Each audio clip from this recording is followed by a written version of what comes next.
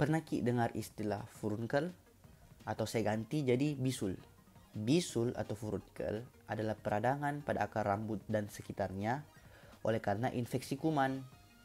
Bentuknya sangat khas, yaitu benjolan kemerahan berisi nanah di permukaan kulit. Nah, sekarang coba teman-teman perhatikan keempat gambar ini. Apakah menurut teman-teman keempat gambar ini sama?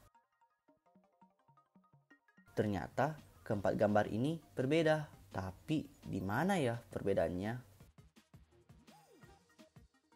Nah, gambar yang pertama namanya furunkel atau bisul.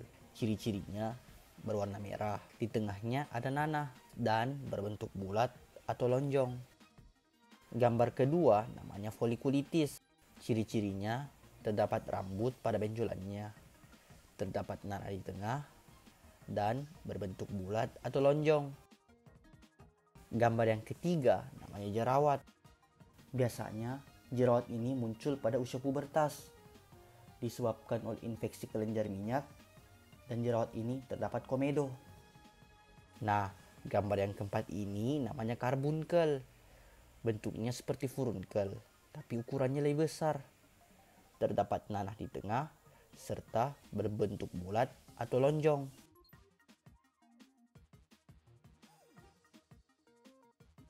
Apa aja nih fakta atau mitos tentang furunkel atau bisul? Yang pertama, duduk di bantal bikin bisulan. Itu mitos. Duduk di bantal tidak akan menyebabkan bisulan karena penyebab bisul adalah kuman atau bakteri. Yang kedua, banyak makan telur bikin bisulan. Itu mitos. Telur tidak akan membuat bisulan. Tapi pada sebagian orang yang alergi terhadap protein telur atau mengonsumsi telur dapat memicu peradangan yang dapat berupa bisulan.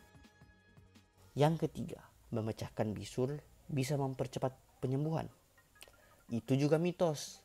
Faktanya, memecahkan bisul justru sangat tidak dianjurkan karena dapat membuat kuman pada bisul menyebar ke daerah lain dan memperparah bisul.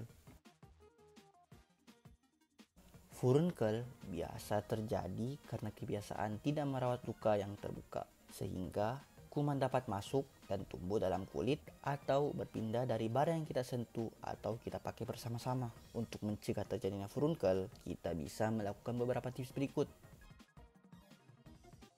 Menjaga kebersihan diri dengan mandi dan membiasakan cuci tangan dengan sabun. Menutup luka yang sudah dibersihkan dengan kain kasa bersih dan kering. Hindari menggunakan handuk atau alat cukur atau barang-barang pribadi lainnya bersama orang lain.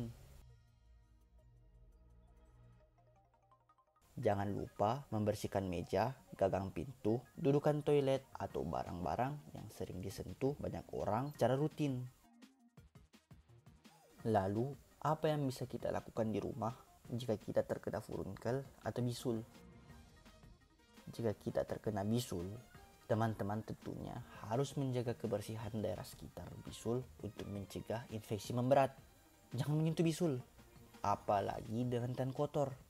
Tidak memberikan daun, bawang-bawangan, dan rempah-rempah di atas bisul. Tidak memberi obat tanpa resep dokter. Dan yang terakhir, segera kunjungi fasilitas kesehatan terdekat jika bisul tak kunjung sembuh, semakin parah, atau disertai gejala lain seperti demam.